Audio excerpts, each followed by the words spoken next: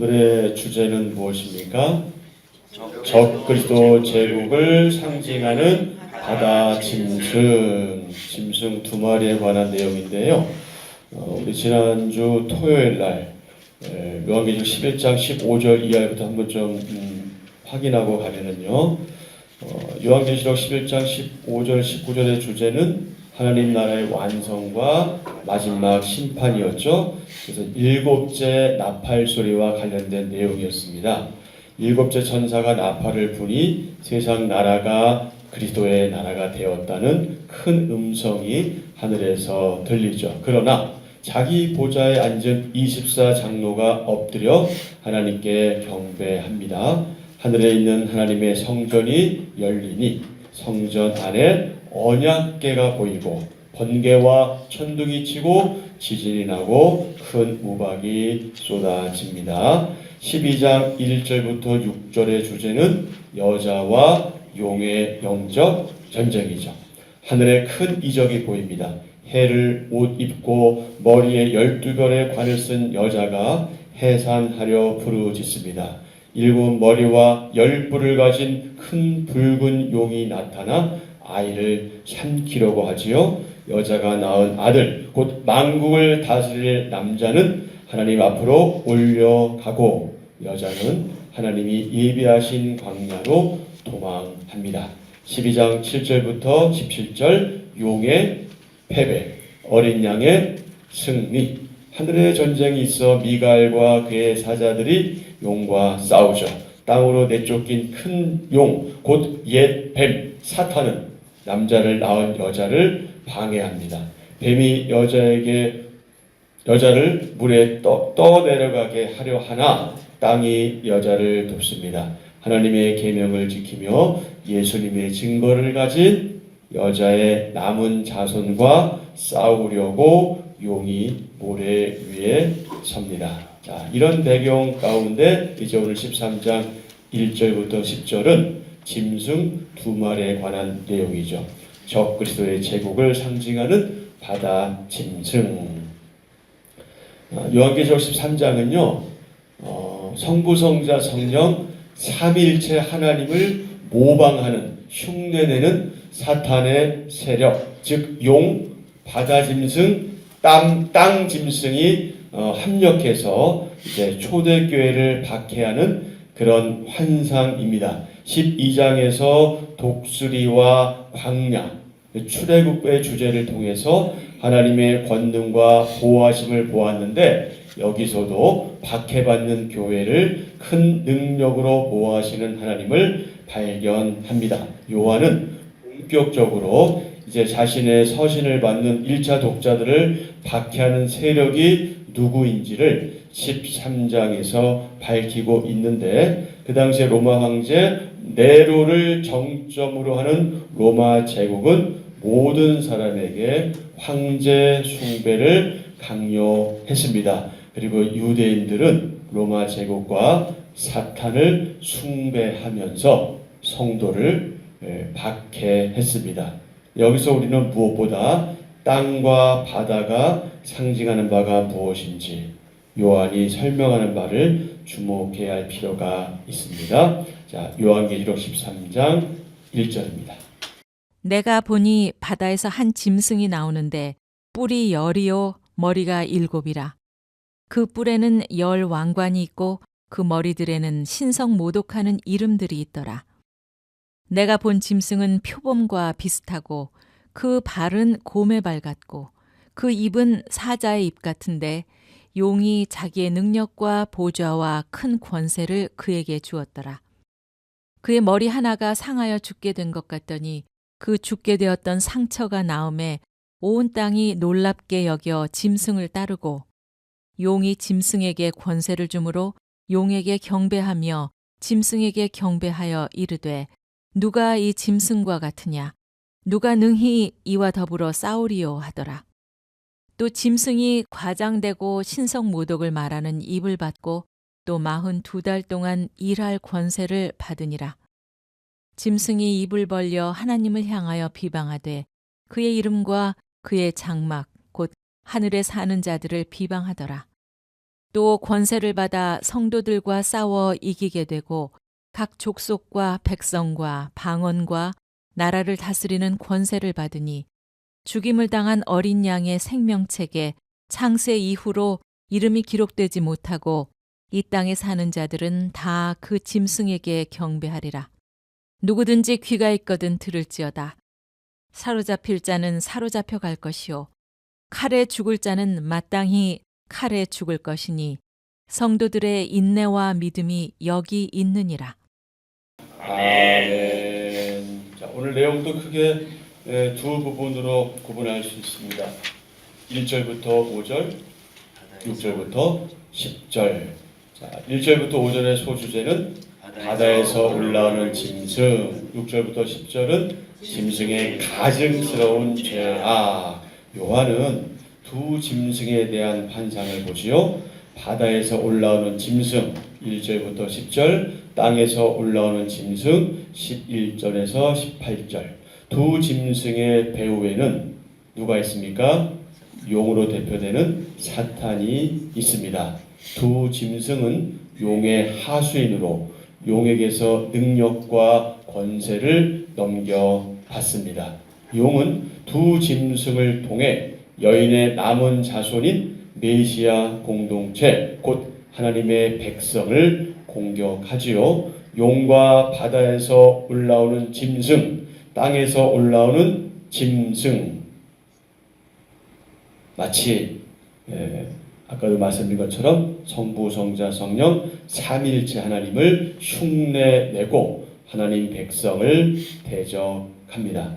바다에서 올라오는 짐승은 하나님과 어린 양을 대적하는 적 그리스도 제국을 상징합니다. 1절입니다. 내가 보니 바다에서 한 짐승이 나오는데 뿔이 열이요 머리가 일곱이라 그 뿔에는 열왕관이 있고 그 머리에는 신성 모독하는 이름들이 있더라. 바다에서 한 짐승이 나오는데 그 머리에는 신성 가는 이름들이 있더라. 이렇게 말씀하고 있죠. 바다는요 요한계시록에서 상징적으로 사용되었는데요. 악한 짐승을 상징하기도 하고요. 하나님의 영광을 나타내기도 했습니다. 그리고 혼돈과 소요가 일어나는 이 불안정한 이 세상을 상징하기도 합니다. 또 짐승이 나오죠. 짐승. 하나님을 대적하는 권세와 능력을 가진 사탄에게 속한 존재, 짐승이죠. 성경에서 짐승은 잠언에 보면은 징계를 싫어하는 자, 또 베드로서에는 이성이 없는 자를 비유적으로 표현하는 그런 말입니다. 한편 이 짐승은 이 예언 문학 또는 묵시 문학에서 매우 중요한 상징으로 사용되었는데 여러분 그 다니엘서 같은 경우 다니엘서 7장에 보면 꿈에서 본 네 짐승이 나타나는데 그때 그것은 세상의 제국들을 상징하지요. 근데 요한계시록에서는 무적행으로부터 올라오는 짐승은 적 그리스도의 세상적인 권력을 묘사하고 있는 겁니다. 요한이 살던 당시의 로마가 바로 이러한 적 그리스도 제국의 모습을 보여주었습니다. 하나님과 어린 양을 대적하는 적 그리스도 제국은 역사상 지속적으로 계속적으로 존재해왔고 지금도 지구 곳곳에 존재합니다. 자, 2절부터 5절까지입니다. 내가 본 짐승은 표범과 비슷하고 그 발은 곰의 발 같고 그 입은 사자의 입 같은데 용이 자기의 능력과 보좌와 큰 권세를 그에게 주었더라. 그의 머리 하나가 상하여 죽게 된 것 같더니 그 죽게 되었던 상처가 나음에 온 땅이 놀랍게 여겨 짐승을 따르고 용이 짐승에게 권세를 주므로 용에게 경배하며 짐승에게 경배하여 이르되 누가 이 짐승과 같냐 누가 능히 이와 더불어 싸우리요 하더라. 또 짐승이 과장되고 신성모독을 말하는 입을 받고 또 42달 동안 이를 권세를 받으리라. 특히 5절에 보면 짐승이 과장되고 신성 모독을 말하는 입을 받고 또 42달 동안 일할 권세를 받았다 이렇게 말씀하고 있는데요. 전통적으로 여기서 짐승은 로마 황제를 암시합니다. 조금 더 구체적으로는 그리스도인들을 많이 핍박했던 네로를 암시하기도 합니다. 국가의 최고 권력자는 그가 열광하는 지지자와 또 반대로 그를 증오하는 반대자를 동시에 두게 되는데, 그 당시에 네로는 아주 포악하기로 정평이 나 있던 그런 로마 왕이죠. 요한계시록의 암시는 매우 다양한데요. 이 구절 또한 네로가 죽은 이후에 이어진 황제의 신격화 강요를 가리키는 것이기도 합니다. 그런데 성경이 세속 권력을, 이 세상의 권력을 이처럼 마치 짐승 취급한다는 것을 여러분 우리가 기억할 필요가 있습니다. 질서 유지를 위해서 하나님은 잠시, 아주 잠시, 우리가 볼 때는 길지만 하나님 보실 때는 아주 잠시 세상 권세를 그들에게 허락하십니다. 그래서 우리에게 필요한 것이 뭐냐? 그에 대한 존중이 있어야 한다. 왜? 하나님이 세우셨기 때문에. 하지만 본질적으로 하나님을 인정하지 않는 모든 권력은 무엇이다? 그것은 짐승이다. 그래서 여러분의 정치 성향은 자유로울 수 있고 우일 수도 있고 좌일 수도 있고 중도일 수도 있습니다. 보수든 진보든 그것은 중요하지 않습니다. 우리 그리스도인들은 우상 숭배하듯 특정 권력에 내가 좋아한다고 해서 그 특정 권력에 열광해서는 안 됩니다. 양쪽을 볼 수 있는 눈이 필요하죠. 내가 우쪽에 속했다면 또 좌측에서도 잘 말하고 있는 것이 무엇인가, 좋은 정책이 무엇인가 봐야 되고, 내가 좌측의 입장에 있다면 또 우측에서는 어떤 입장인가, 그거를 다 볼 수 있어야 되는, 이것만이 옳다, 이것만이다라고 얘기하는 것은 그건 그리스도인의 정치관이 아닌 것이죠. 그것은 또 하나의 우상 숭배일 수 있습니다. 여러분, 보이는 게 전부 아닙니다.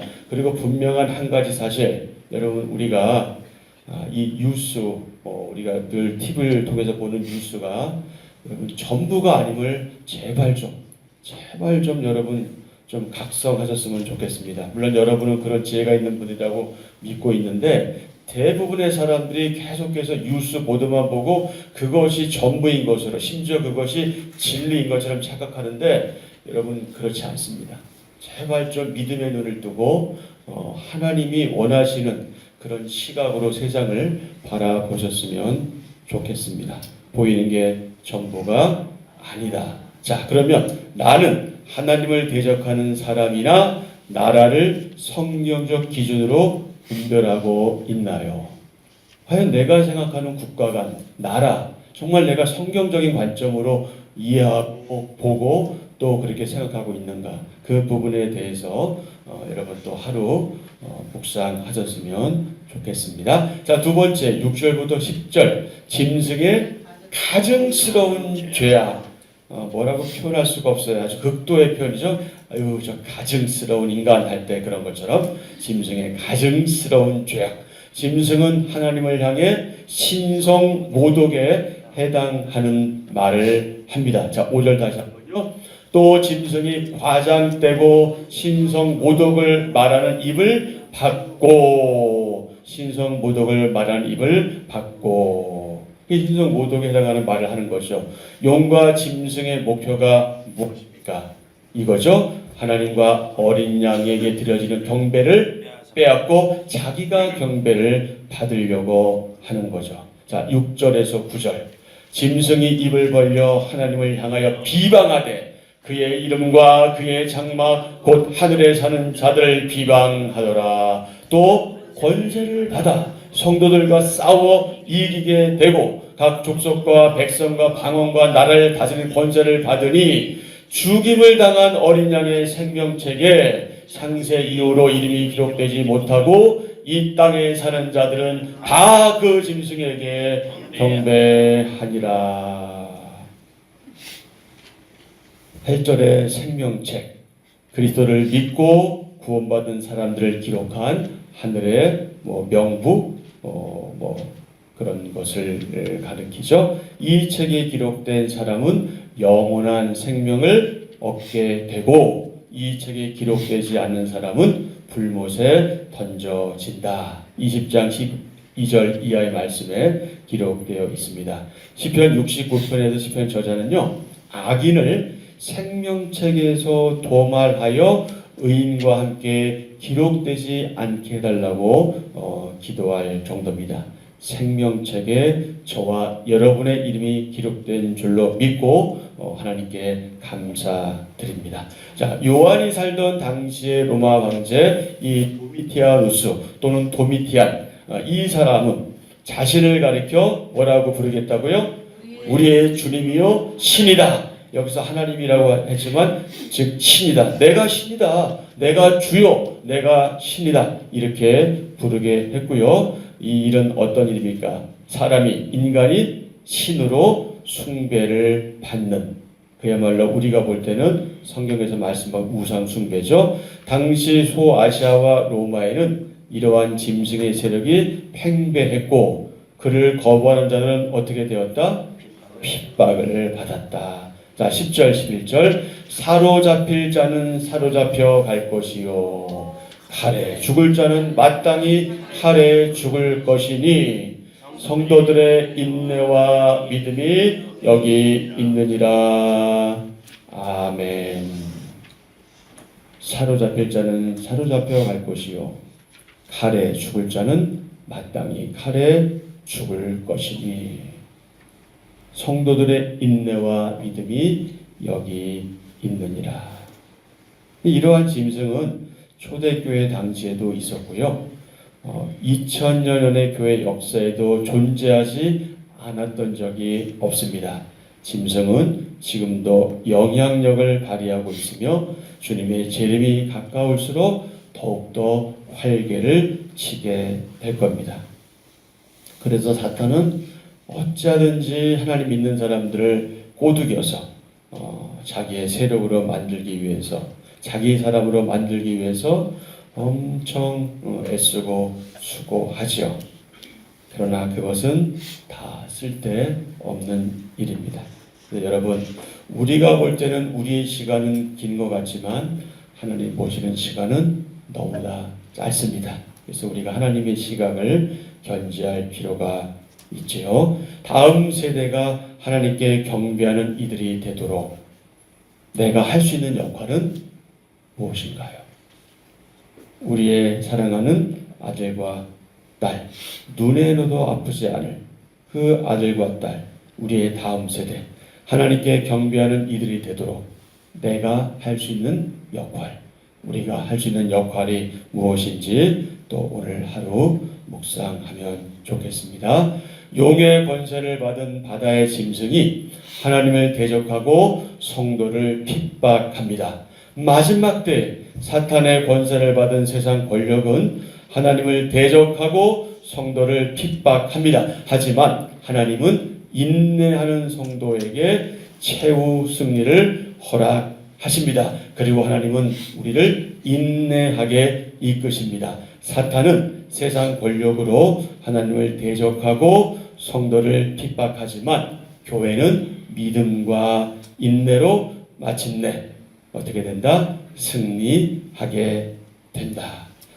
여러분 가끔 영화라든지 TV라든지 왜 괴물 소재로 한 영화들 또 그런 거 볼 수 있잖아요. 괴물이란 그 존재가 귀여운 캐릭터가 아니잖아요. 두렵고 무섭고 뭔가 그렇잖아요. 그 공포, 위협 그런 건 말할 수 없이 아주 무시무시하죠. 바로 오늘 본문은 교회를 향한 위협이 마치 괴물과 같다, 짐승과 같다 이렇게 말씀하고 있습니다. 그러나 우리가 희망을 갈 수 있는 것은 오늘 말씀을 통해서 우리가 세 가지 교회가 어떤 존재인지를 확인하게 되는데 1절에서 4절을 통해서 우리는 교회는 어떤 교회냐? 세상과 싸우는 교회다. 전투하는 교회다. 두 번째 5절부터 8절은요. 세상의 도전에 어떻게 하는 교회? 맞서는 교회다. 대항하는 교회다. 세 번째 9절과 10절을 통해서 알 수 있는 교회 어떤 교회냐? 믿음과 인내로 뭐하는 교회? 승리하는 교회다. 그러니 여러분 우리 교회가 지금 사탄의 세력과 싸워도 어쩌면 우리가 인간적으로 볼 때 이길까 말까 하는데 교회가 하나로 연합되어 있지 않고 하나 되어 있지 않으면 얼마나 많은 그 어려움들이 가중되겠습니까? 그러니 우리가 항상 기도할 때 우리가 하나 된 것, 연합된 것, 그것에 대해서 관심을 가지고 하나가 되었으면 하나 된 것을 심써 나가는 일에 주력해야 하겠다. 교회는 악한 세상의 힘과 거짓에 맞서 복음을 전파하고요. 세상의 도전에 맞서서 온 힘을 다해 복음을 수호합니다. 그리고 교회는 고난과 핍박 가운데 인내와 믿음으로 승리합니다. 믿음의 고난은 장차 우리가 받을 영광의 전조입니다. 그래서 우리는 고난을 이상히 여기지 말고 왜 고난이 오지? 내가 하나님 믿고 있는데 왜 어려움이 오지? 이러지 말고 인내하면서 믿음을 지키고 악한 세상과 맞서야 하죠. 근데 이때 우리가 오해하면 안 되는 것은 세상과 맞선다고 해서 막 물리적으로 충돌하고 그런 걸 의미하는 것이 아니라 우리의 자세가 그러해야 한다는 겁니다. 여러분 잊지 마십시오. 무엇을 잊지 말아야 하냐? 우리는 결국 어떻게 되기 때문에? 승리하게 되기 때문에. 그래서 잠깐 있을 어려움, 고난, 고통 이것에 매몰되기보다는 하나님께서 우리를 인내하게 하시고 그래서 우리를 견인시키셔서 마침내 승리하게 하실 그 날을 기대하며 그렇게 영광이 주어질 것을 기대하며 하나님 앞에 나아가는 저와 여러분이 되기를 축복합니다. 자, 거기 그 제럴드라는 사람이 한 말이 있네요. 자, 그분이 이런 말을 했어요. 뭐라고 말했습니까?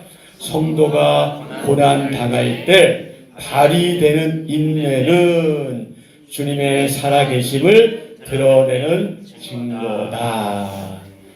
여러분 우리 이제 신앙생활하면서 여러분 우리가 되게 조심해야 될 것 중에 하나가 뭐냐면 우리는 사실 주님을 위해서 분노할 때가 너무 적어요.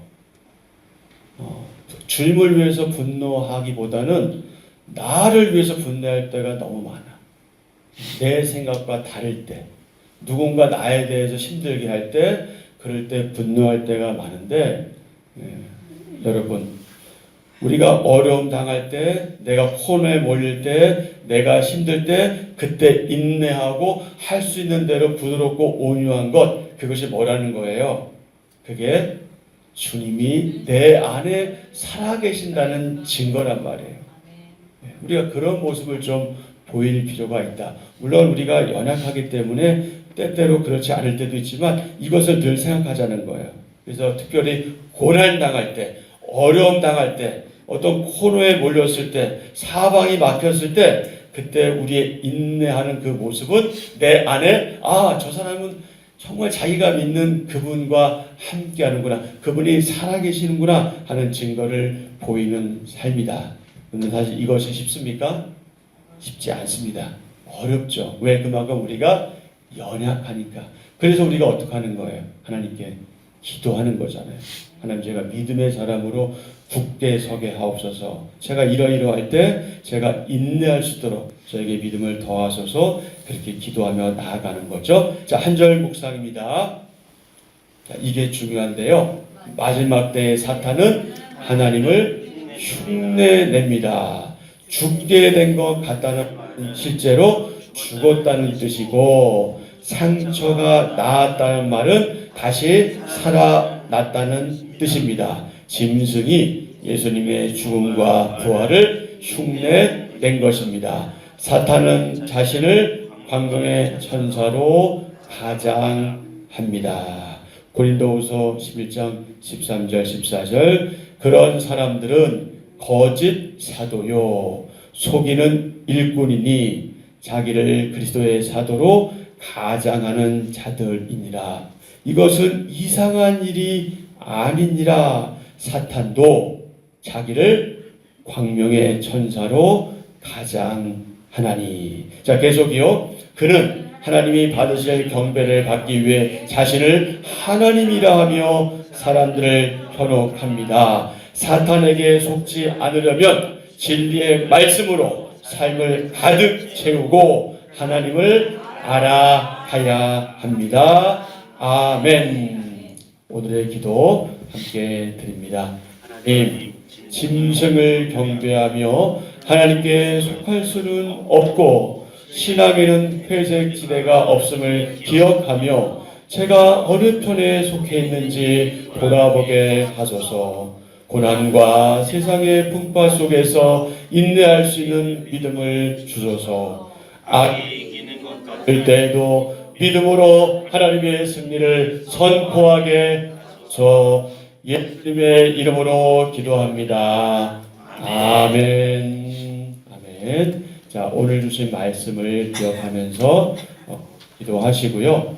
우리 사랑하는 몸된 교회 공동체, 한 지체, 한 가족인 우리 한빛전원교회를 위해서 기도하시고 우리 교회가 믿음으로 하나가 되었으니 그 하나 된 것을 심써 지켜나가며 우리가 서로 사랑하고 용납하고 이해하며 같은 목표를 향해서 나아갈 수 있기를 위해서 기도하시고요. 성도들의 영육간의 건강과 또 평안을 위해서 기도하시고 환우들을 위해서 특별히 기도 부탁드립니다. 다음 주에 있을 공동의회를 위해서도 기도하시고요. 또 이 나라를 위해서 여러분 지금 우리 정말 나라를 위해서 기도할 때입니다.